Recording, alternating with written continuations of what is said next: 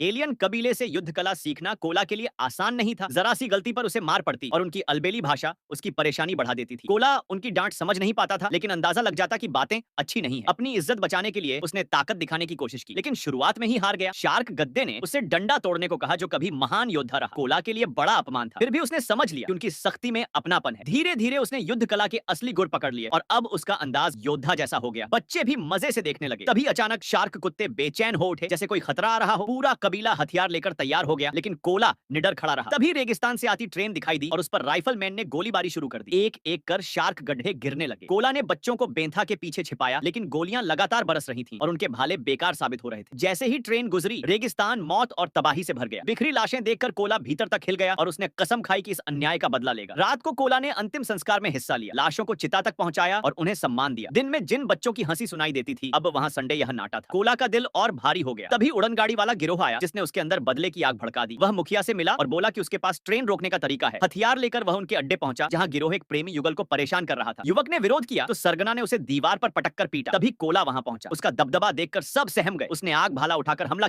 किया, लेकिन भाला टूट गया। फिर उसने डंडा उठाया और पलक झपकते ही गिरोह को धूल चटा दी। किसी की जान नहीं ली, बस शराब का जाम पिया और बाहर निकल आया, क्योंकि उसकी नजर उनकी रेगिस्तानी मोटरसाइकिलों पर थी। कोला मोटरसाइकिल पर सवार होकर लौटा। आवाज सुनकर कबीले ने हथियार उठाए, लेकिन छोटे गधे ने कोला को पहचानकर सबको शांत किया। कोला ने सोचा मोटरसाइकिल तोहफे में दे, मगर कबीला उसे तोड़कर बेची। तब कोला ने रोका और कहा कि इन्हें ट्रेन रोकने के लिए इस्तेमाल किया जा सकता है। मुखिया ने हामी भरी और कोला ने सबको सिखाना शुरू किया। उनके लिए मशीन चलाना आसान नहीं था, तो कोला ने कहा, इसे ऐसे चलाओ जैसे बैंता चलाते हो। सबको समझ आ गया। छोटा गधा बाइक पर चढ़ा और कोला ने ट्रेनिंग मैदान तैयार किया। धीरे धीरे पूरा कबीला ट्रेन से बदला लेने की तैयारी में जुट गया।